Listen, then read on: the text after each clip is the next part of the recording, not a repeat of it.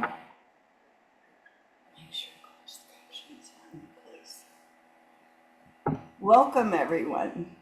My name is Jamie Bilsbach, and I'm advisor for the Colorado Small Business Development Center. You're attending our profit-driven series of 7 offerings, and this segment is called Mastering Money for Your Business. Next slide, Chris.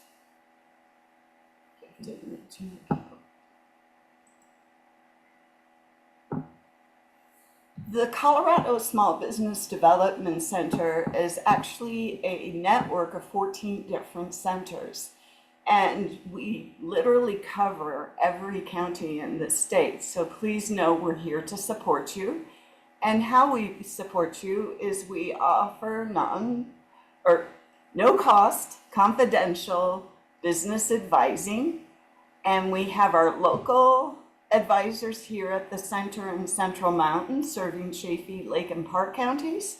And we also have access to statewide experts. Really, on any given topic, we can support you. We can also support with low or no cost workshops and events, such as this one today. And we assist with access to capital. And we do that with helping you with lean business planning, performance, projections. Also can help you with funding lists, whether they're in the form of grants or funding traditional loans, angel investors, government programs that are in joint efforts, and we can assist with introductions of those funders. Next slide. This is part of a 7-segment series, and if you've missed any of them, they are being recorded. So you'll be able to get access to that information afterwards. Next slide. And with that, it's my great pleasure to pass this over to Chris Spears.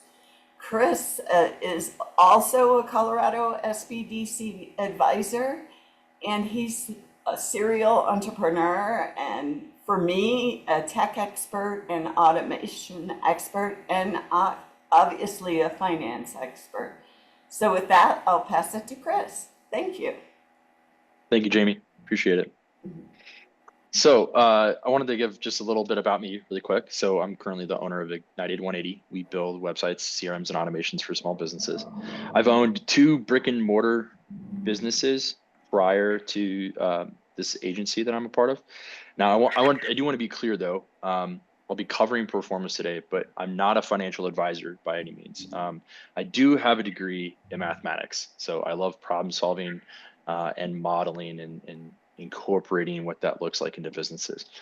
And really the genesis of this pro forma talk for me came in a discussion that I had with Jamie, where I shared that I've implemented profit first in all of my businesses. So the next series that I will be running, in my next part of the series, will actually be covering profit first. And eventually I'll cover implementing profit first in a pro forma with a budget and how that might look in various ways. So today, though, I am going to be talking about a pro forma. So I just wanted to define it really quick so we're on the same page.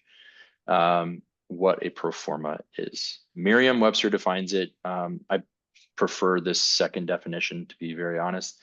It's based on financial assumptions or projections that sometimes reflect a transaction or development, or will be effect for a past or future period.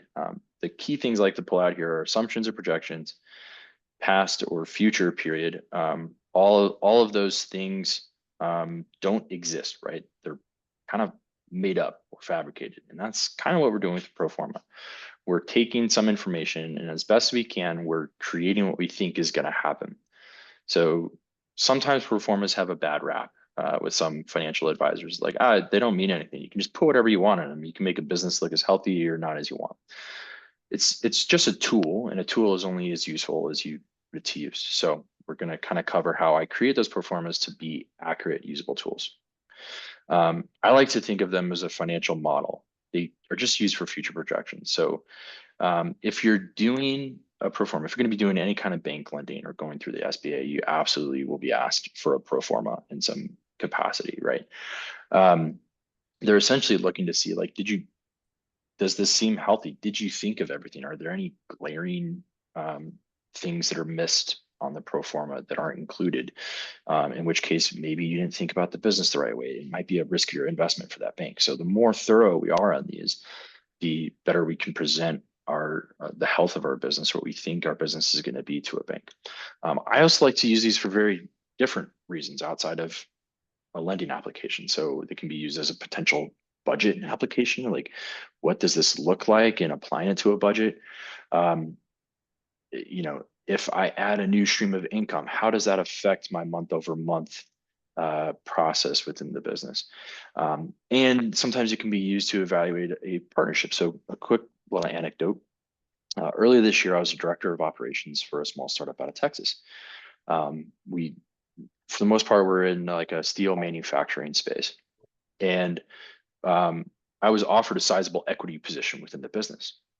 In order to make the decision if I wanted to take that equity position within that company, I took the pro forma and modeled out everything that we saw within the business, including the way tariffs were affecting the cost of our steel and raised the cost of our goods in that business, and ultimately decided against going as a partner within that company because the model just wasn't proving itself out to pay me out what I felt I was worth based on the equity I would receive.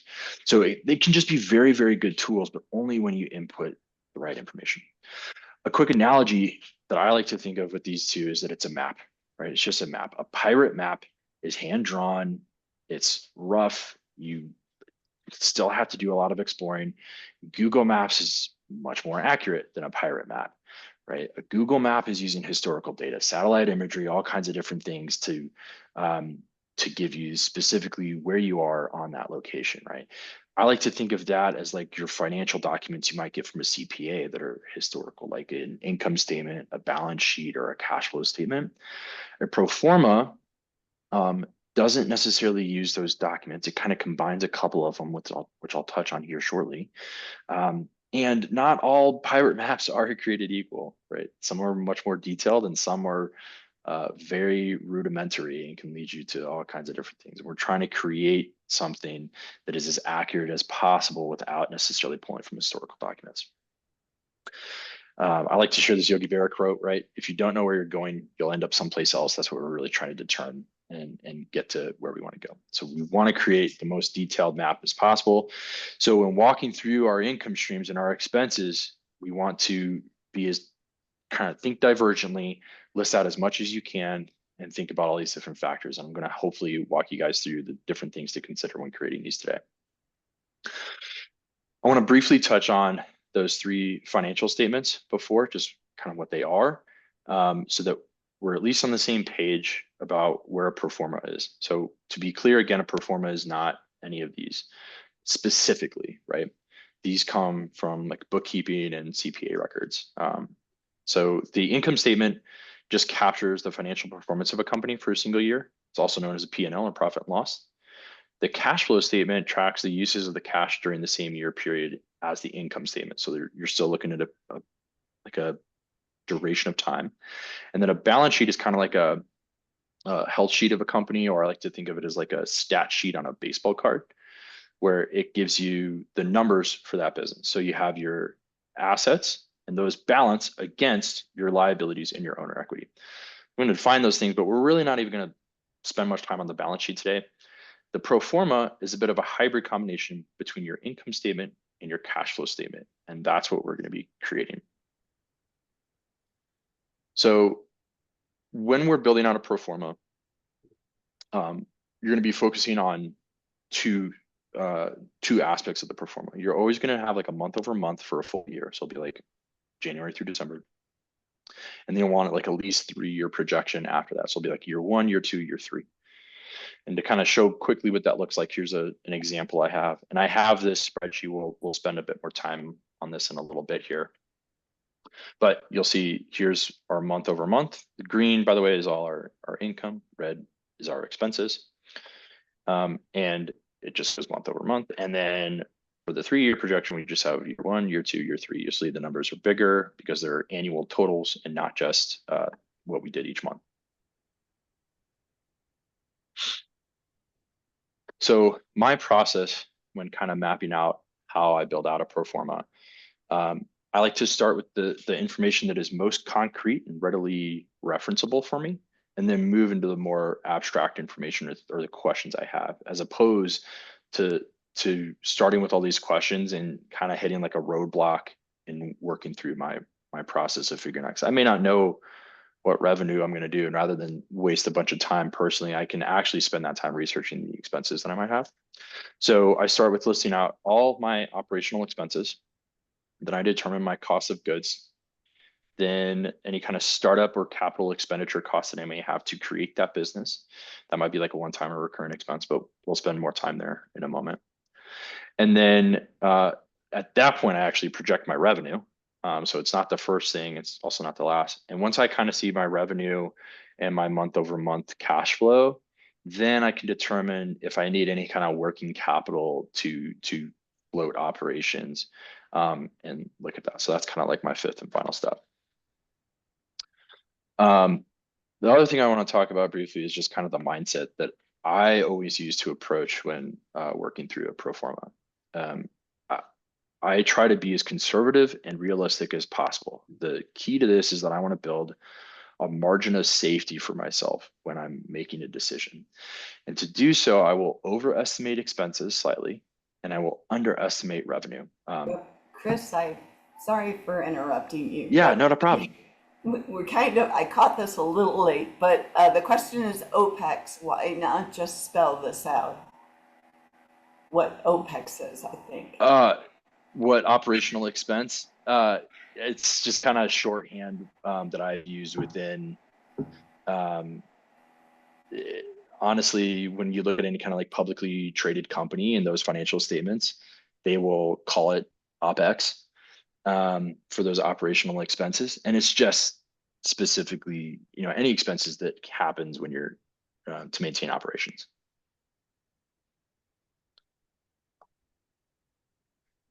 So with that modeling mindset, overestimating expenses, underestimating the revenue. When whenever I've worked in a business and I model out what I think my expenses are going to be, whenever I actually like get into the company, it's almost always higher. Like there's always something I didn't think about. So that's why when I go through these pro formas, I like to try to overestimate what that looks like, because it's building, again, that margin of safety into the way the company's actually going to operate. It doesn't have to be perfect. In fact, it should never be perfect. I like to think perfect is done and then reiterated upon. So you can start, of course, you can refine later. You can do version 1, 2, 3. Once you get your formulas correct in your first pro forma, I like to copy everything and then paste it to like a new sheet. And then I'll adjust my revenue numbers, keeping expenses in different ways. If they're dynamic based on the expenses, like a cost of good, right? If I sell more units, then my cost of goods will go up, but I'll also make more because I have that margin. So we can look at that. It all kind of plays into the different versions you create. And then the big thing with a pro forma is, whether it's for a bank, for yourself, whatever you're doing, we're focusing on trying to create clarity to act, not perfect resemblance of what our financial documents and historical documents would be, right? If we get to the end of the year and your profit and loss and cash flow statements match up perfectly to the pro forma you created at the beginning of the year, I'm gonna ask to see your time machine, and if I can borrow it, because that'd be cool. It's really not gonna happen. So don't shoot for that perfection. We're creating clarity to act. So with that said, we'll start with how I break down the operational expenses. Now, the lists here are really just to help jog your your thought process and think divergently. It's by no means an extensive process or extensive list of operational expenses. But again, these are all the expenses that you need to deliver your product or service and or maintain your business operations. So this could be any kind of rent or mortgage, a vehicle payment for like a service vehicle, if you have that. If you have utilities that you need to pay each month, like internet, water, electric, insurance costs. This could be anything from insurance for your product to insurance for the building that you're in, if you own it. Maintenance costs, payroll and related expenses. I tend to add about 10% to my payroll expenses, roughly, because that ends up being like the taxes or the additional payroll fees that I would pay typically. So I try to capture what those expenses would be in addition to the payroll. Any kind of workman's comp costs that you might have, travel expenses, licensing fees that you may have in order to do business or to operate your practice, any kind of credit card processing fees. For the most part, I estimate these at about 3% across the board. That might be a little high, but also, again, it's giving me that margin of safety by slightly overestimating my expenses. Any kind of owner's compensation. So if you have like a certain compensation goal and you haven't even started this business yet, like put that into your operational expenses. You want to be able to pay yourself. Any marketing or advertising spend that you might have, or professional services like bookkeeping or legal fees you may have. So I like to list all these out. This is really before I've even put this into a spreadsheet. So if it helps to put this in a spreadsheet right away, you can do that. And I do have a copy of the example we'll look at the end of my slide, so you can feel free to access this and make a copy of it yourself. I like to typically just list these out on a notepad and start jotting down notes next to them on anything I can think of. My step 2 is to determine my cost of goods. So if I know what I'm selling, we'll say it's like one of the business I owned before was a board game shop in Durango. So we had to have inventory costs, and we had a certain margin that we could then upsell those products to. So the cost of goods for that would be what it cost me to buy that product, and then the labor that I had to staff in the store to also pay that. I attributed it a bit to that. That sometimes can raise questions, right? Typically, this is going to be the direct cost producing the good or service of a company. So although at that point in time we had attributed our labor to our cost of goods with some of that inventory, there was a bit of a gray area because those people were doing other things too. What would be a better example for this is if you were like in a consumer packaged goods company, let's say you distributed soda, then you would have the cost of your goods for the soda, and then you would also have the cost of the labor to deliver the soda to its end distribution. So that might be considered as part of your cost of goods. If you have a supplier that does this, then you'd want to consider your supplier terms as part of that cost of goods. This might include some timing, like if they pay you every 60 days based on the products they sell, we can try to capture that within the pro forma. Right now, we're just trying to list out the different costs of goods and any factors we may need to consider when we're building out the actual spreadsheet.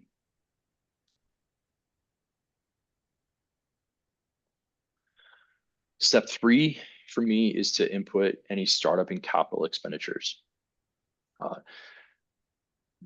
Very specifically defined, a capital expenditure is an asset with a useful life greater than 1 year. So this would be like equipment, any kind of vehicle, machinery, computer, and they tend to be one-time cost. That said, there might be an example out there that I just haven't thought of that is like a recurring thing. And then you might have some startup costs too. So this might be any kind of website build, legal fees associated with like an entity formation or business filing. If you have inventory costs, like an initial inventory purchase, if you do some sort of retail, and then any kind of debts, loans, or credit cards that you may have like maybe even already used as you're exploring this business idea. Sometimes I will run before I walk in past business endeavors, and we'll start moving on things, and then somebody will ask us for a pro forma, and we're like, oh, we should do that. So some things are kind of like already set in stone and done, and those are the concrete examples that I have that I can actually put into my budget or my pro forma. And a lot of times my pro formas eventually become like my first of my budget almost every single day. Step 4 would be to project out that revenue. So we then think through all the different ways that the business makes money. This can be like volume if you're selling consumer packages, price of your item, model,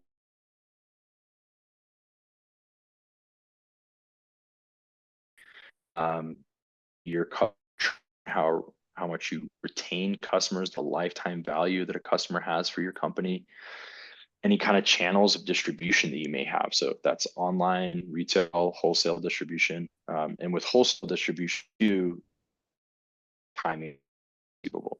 What I mean by that is like, let's say you just deliver your product or your service, or like you work with a wholesale company to deliver that, then they may pay you 30 or 60 days later. If you're making money, but it's delayed, well, you're still making money. That's good, but we need to make sure that you're not short of cash during that window where you're not getting paid and you're still delivering more product to other people. So I try to capture that in the example that I share here in a bit too. And then finally, step 5, which will be a lot easier to see when I pull up the example in the spreadsheet, is I then determine the working capital needs and if there is a need. And that's where we start to get to play with the different dynamics within the pro forma of like, well, if my expenses increase, what do I need to cover? How much more do I need to make? Where is that threshold? What does that look like? But you can see very quickly, again, I capture this in the example, so it makes sense. And then if you do need working capital, if it comes from like a bank or some sort of loan or credit cards, to capture that as like a new debt that you might have to pay in the pro forma, right? We want to capture all those expenses. And if you take out money, well, now your expenses also increase because you have to pay that money back. So we want to capture that to make sure that you're still covered. So here are just some additional revenue. Or is it sometimes I might divide, let's say it's $1,200 as like a fixed expense, but I know that happens annually. I might divide that out as $100 a month every month to capture that. So a question?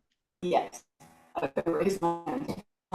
Can you what fixed and variable mean? Yes. So a fixed cost might be like a rent for a property. Your rent may be $2,000 a month on your space. That's fixed. It's always going to be that same unless the lease is renegotiated or changes in some way. Now you have a new fixed expense. Something that is variable would be like credit card processing fees. If you did $10,000 in credit cards 1 month at 3%, that's a very different cost that you pay than if it's $50,000 at 3% that month. Your costs go up with $50,000. That's the variable cost. Good. Hey, Melissa, I'm kind of running into a situation. I got some sick cows. I got to take some stuff to the vet. And hi, Michael. Yeah, I think you're accidentally unmuted. So if you know that like variation, like with credit card fees, we know the variable expense is a specific, like we can set that as a percentage. So we can have the spreadsheet auto calculate this. Sometimes you may not know what this looks like. For example, if I have hourly employees in my business and I don't like, I'm going to have to staff based on the demand within the business. There might be some seasonality there. Well, now it's not necessarily a fixed percentage. I might have, more employees that I need during busy months of the year, which is what we had with our first business in that board game example I shared. And that would change as we progress through the seasons. So that's something that can be fixed or variable there. The cost of goods, that's like a variable expense, right? As you sell more, you're going to have more expenses with producing more of those goods.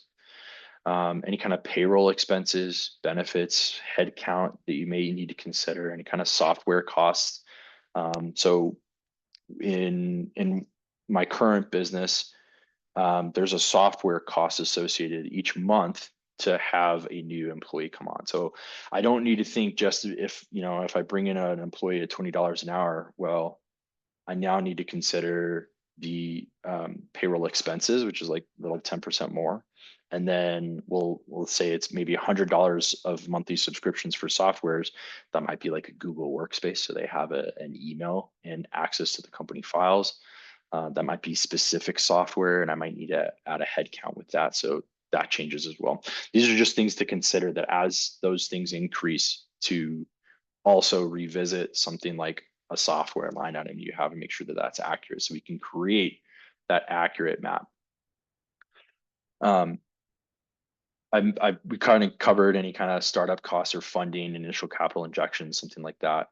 One thing I did want to touch on here is sometimes I've actually been a part of a business where instead of like an initial capital injection, where you as the owner just put your business equity in, and then that money stays into the company as equity, as just continual working capital, and then you own 100% of the company from that. Sometimes you, like an owner, may opt to make a personal loan to their own business that the business now has terms to pay back. If you do something like that, that business now has loan terms, and you'd want to capture that monthly debt expenditure in your pro forma. And then any kind of timing that needs to be captured. And I kind of capture that in the example I'll share here too. So this is just a screenshot of the example. I'm actually now going to pop over to my actual template here. So can everybody see the screen still okay of the Google Sheet? Yes, I can see that. Fantastic. Thank you so much, Chris.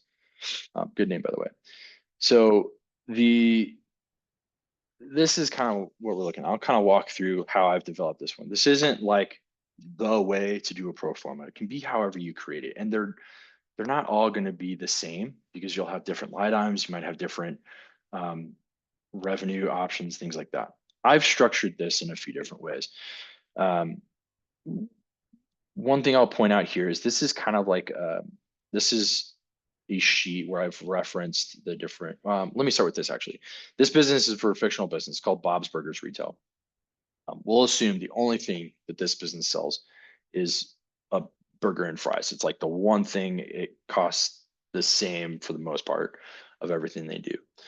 I've added assumptions here too. I think this is always good to include on any pro forma because I know when I look back, like what I've assumed there. And if you send this to a bank, they understand what any assumptions that you've built into this pro forma as you've built it. Everything references my cost of goods. So you'll notice down here under my expenses, I have my different line of business cost of goods expenses because these change per line of business. Like I might sell, it might cost me more to do something at wholesale because of like shipping costs. So that's what I assumed with this is that like, oh, let's say if I'm in Salida and the distributor is up in Denver, well, now I have to get my product to Denver. So that changes the cost of goods for my product, even though it's the exact same product. So that's kind of how I've captured this here. And then because it's only one type of unit, I've just broken it down into units sold. So we can now calculate the type of unit per each thing. So all of this is dynamic too. So I've built this to reference the specific cells. The only things that I need to change in this sheet to adjust my revenue numbers are really just the number of units that I sell.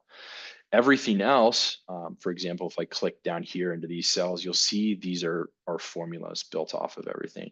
So that if I change the cost or how much I sell per unit, things like that, it changes. So now I can come in and I can actually play with my pro forma. I can adjust and tweak how much I might be making or how much it costs me for every single thing. As we scroll down a little bit, here are all my expenses that I've projected within this business. we'll say this is like a food truck, even though it's kind of like a retail example, because I don't have rent in here, but I do have vehicle maintenance. So something like this is our fixed cost. Credit card fees, that's a variable cost. You'll see that it changes as we come over. And then on the end, I have like an annual total. This essentially just captures it. So this is my kind of like month over month Chris, process. Yes. interrupt you. They want to know if they'll have access to this performa after the session. And we can share this out. We'll share the slide deck as well as Chris's performa. And then we have performance also that, so you have some options on which performer you might want to consider, and you'll also get this recorded. Thank you. Yes, perfect. And I do have the link to this spreadsheet on the last page of my slides as well. So when you get all that, you'll definitely have this. So this kind of captures like our a bit of our profit and loss and our cash flow, right? We can see month over month how things are changing. And at the very bottom, we've totaled everything up for our monthly profit loss. If something's in parentheses in this sheet, that means it's a negative number. So you'll see here for these first 3 months, we're negative cash flow. We're losing money in the business.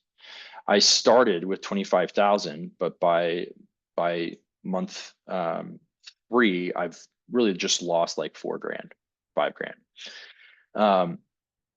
It's only until month 4 where things change. Now, why is that? Well, one of my assumptions I had up here was that I had a net 90 account receivables on my wholesale. So the way I've captured that in here is I've got the units sold. So this would be like what you sell in a month. And then I called it realized income. Again, I'm not an accountant, I'm not a CPA, I'm by no means a financial advisor. This is how I captured this in my performance. So the realized income would be the money that you collect that month. So I collected here, I sold $2,000, but because it's net 90, I don't get that until month, 3 months later. So now I start to see that money come in based on that.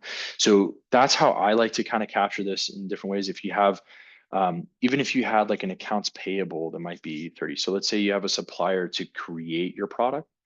I almost, as part of my conservative and realistic approach, I almost assume account payables are always due at the time of the event. And then account receivables would be due later. So I'm like account payables, even if it's not 30, I almost look at it as like it's just due at cash on delivery, or COD as it's sometimes referred to. And that kind of helps again build that margin of safety into what do I need in order for this business to be successful? Am I really thinking of everything? Because if I'm paying something sooner and then I'm waiting longer to take money, I might need more working capital to cover that gap. So if I started with only $5,000 here, and I come back down to this bottom page, I get really close to losing all my money. If I started with $4,000, I do lose all my money. Like I go insolvent. Oh, okay, maybe not 4,000. I have to go a little bit further than 4,000. I'd have $95 left in my bank account, which is still probably a little too close for comfort in the business. But this is where you can start playing with those different numbers. You can see like, oh, how does this affect? Now,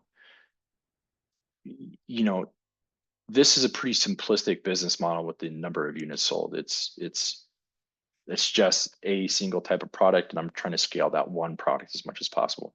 You might have a very different projection for if you have a retail shop and you have 50 different SKUs or 50 different products that you sell through that business.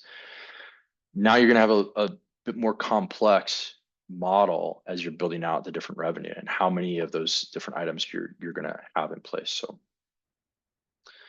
for the most part, that's how I create every one of my, I'll pop over to the 3-year. So that was the month over month. Once you build out the month over month and you have like an annual total, if you want, you can have that be the exact numbers that you're going to have in year 1. I didn't do that with this, but if I wanted to, I could come over here and everything we have within this total column would be what we have in year 1. And then if you own a business, you would like to see it grow, or at the very least maintain operations, or maintain some sort of margin of what it's doing. So I showed this business growing, right? So the total units sold is increasing each year. And so we're seeing more and more money. So as a result, I can pay myself more, maybe. In the first year, maybe I pay myself 100,000, and by year 3, it's maybe 300,000. And you can see now how all those affect the numbers. So if I changed this value to 150,000, oh, well, instead of 10%, you know, or instead of, so percent of annual income, this is, I just kind of base it off of like how much, it's kind of like a way to look at margin. So this formula is essentially looking at like how much profit or loss did I have, and what is that from like my total realized income, my total revenue from that year. And you can kind of look at it. So if I change what I pay, it changes that amount as well too. So I'll pause for any other questions really quick. So, Chris, I have a few kind of comment, but then I would love you to expand on it with how you have run your businesses in this way. Sure. We have a lot of existing businesses that we work with that are pivoting. So they're looking at scaling by adding a product or service or even adding a location. And so for the 3-year projections, I always recommend you maybe even expand it to a 5-year, but you have year 1 and 2 as actual, what you're currently doing, and then you can play with by adding these different products, services, or a new location. How will that increase your sales to see even if it's worth your effort to scale? Do you have thoughts on that? That's brilliant. I've done the same thing in one of my other businesses before that was existing, to kind of model out what that might look like. With that first business that my wife and I ever started, we kind of bootstrapped it with ourselves and then refinanced everything after year 2. So we had to do that same type of thing when we borrowed money to refinance everything and kind of get it under the business name outside of our own name, because we had personal loans under our names to start, and then we were able to take out a loan under the business after 2 years of financials. So we did exactly what you just described. The first 2 years were actual historical numbers that we pulled from our financial statements, and then year 3 through 5 were the projections of where we felt the business was going and why we would be somebody that would be okay to lend to. Thank you. And then we have a question. Do you have a performer for service orientated businesses or real estate businesses? Not offhand, but when you kind of follow that process that I worked through, where you talk through all those expenses, and the way you make money, we can kind of build that. So, not immediately. To be very honest, I think my third workshop in this series is to apply profit first within a pro forma. I tend to do that more than I do this type of pro forma now, where I look at things, because I like to apply profit first as where I want to go and how I want to grow that company. And then I use another budgeting tool where I implement profit first into that budgeting tool. I can talk more about that when I get to that other workshop. But so sorry, nothing specifically for real estate or service, but the mechanics are still there. You capture the different revenues. Your operational expenses will, for the most part, be almost the same. You might have slightly different ones, but you don't have to add anything. Where it gets different is how your revenue and where you're making money. So can I add to that? Please. Because we work with so many different businesses and different industries, we do have several performers that are customized per industry and can also help you create your own with one-on-one business advising.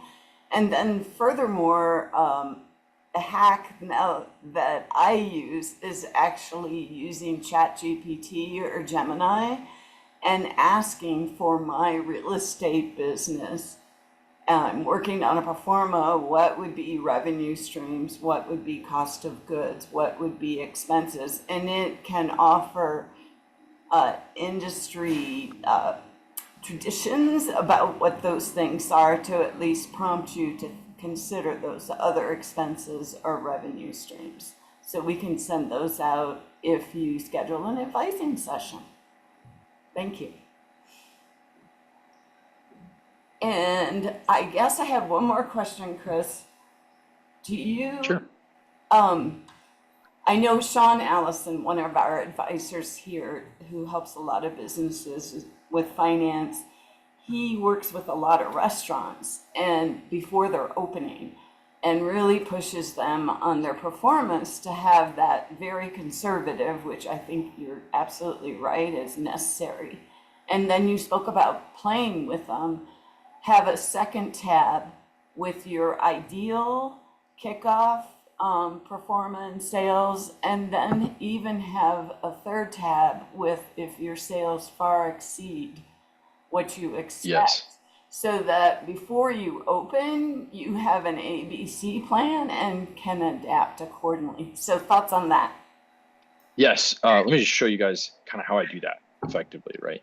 So let's say this is the first iteration I've run through this document. I've put my conservative numbers in. These are what I consider conservative revenue targets with this business based off of my research. We'll just make that assumption. So I know in this sheet that all my formulas are good because I went through and checked all that. And now that I've got all my formulas right, I'm going to go ahead and select the whole sheet and right click and copy. I'll create a new sheet down here and I might name this Pro Forma V 2.0 realistic income. And now in this first cell, I'm going to paste everything I just copied.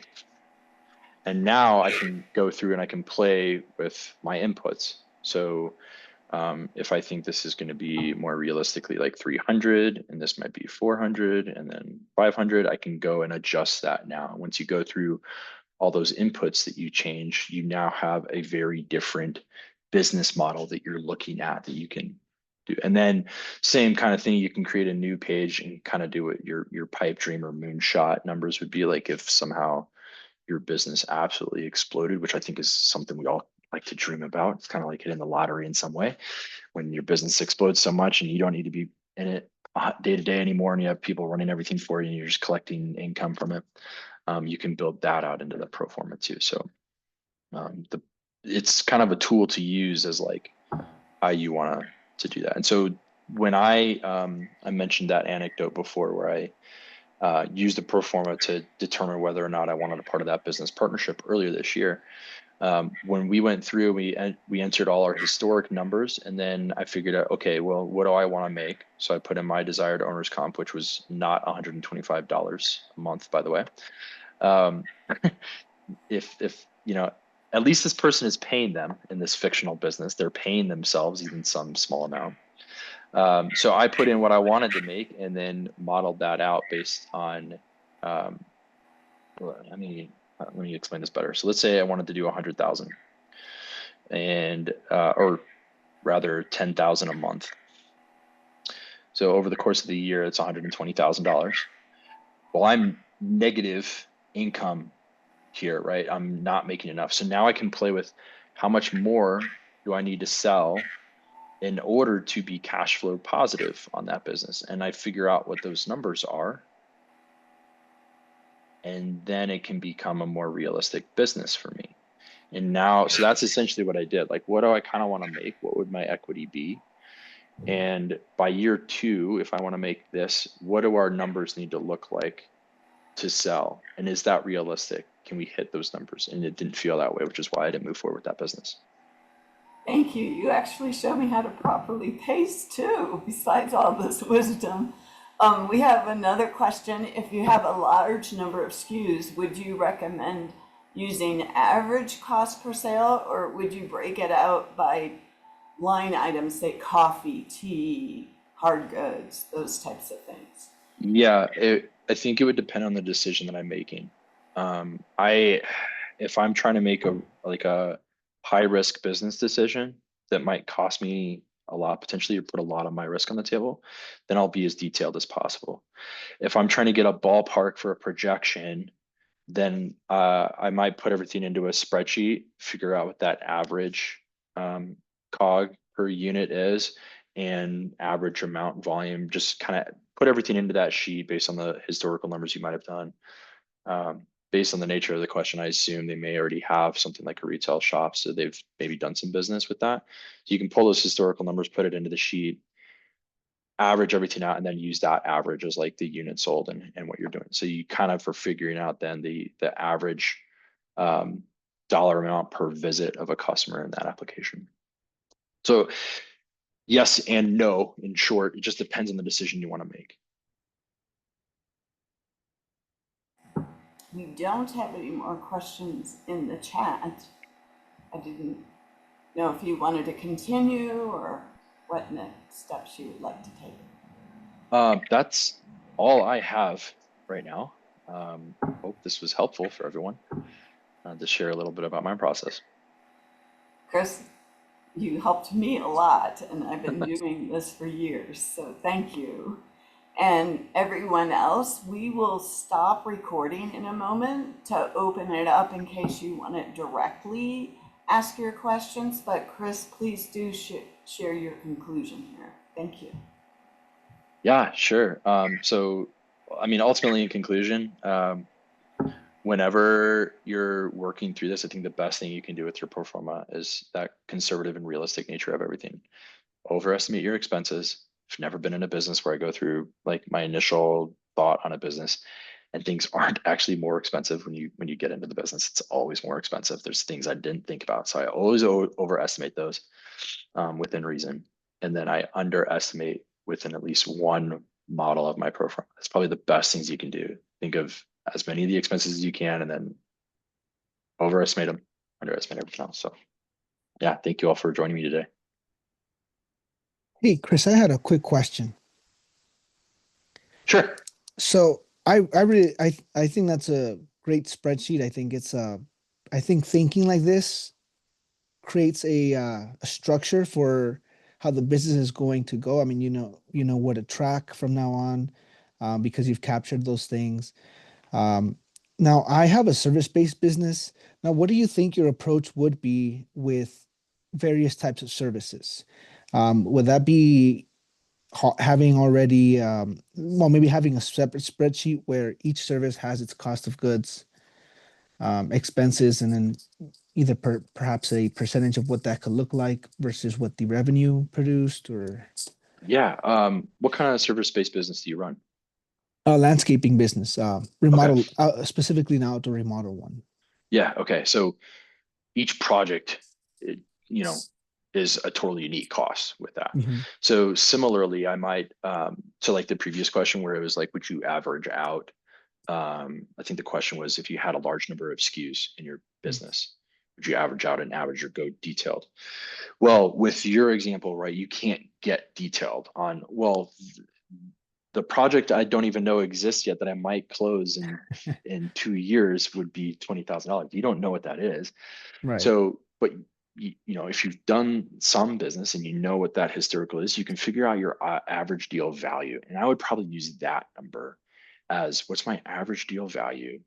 How many of those deals can I close a month? And what does it look like? And then anything you make on top of that is cake. Hmm. Perfect. I like that approach. And how do you think you would calculate the average deal value? Is that just the difference between what the cost of goods was versus the revenue? Yeah. Do you have like historical info? Have you closed some deals with that? Yes. Then I would put all that into a sheet, or if you have good bookkeeping, like download that Gotcha. and get that into like a CSV file or comma separated values. And now you can calculate the sum and average and things out. Like I get that into Excel and figure out what those numbers are. And kind of divide that by how many deals you do. And that kind of gives you like a ballpark. Um, One thing I like to do when I do that as well, just as a math guy, I don't like just I don't just like to figure out my mean average, but I like to figure out the median, Mhm. like of the Yeah. number of the deals I have. And I'll maybe play with like, what is the lower of those two values so I can stay within my conservative revenue estimates as being like tend to be on the lower side. Perfect. So it sounds like we're going to change this, the service-based business so that there in a way there's units sold, but it's based off of the average deal value, whatever the units cost, how many we Yeah. need to get per deal, and then or how per month, and then it'll work in this format. Yeah, I mean, Okay. kind of back to like the original thing too with a pro forma, we're making up revenue numbers. So we're just Right. trying to get as accurate as we can with Mhm. that. And that's probably the closest way to do that. Perfect. Thank you, sir. Very welcome. Chris, once again, thank you. We're going to stop recording, but we'll hang on in case anybody else has questions.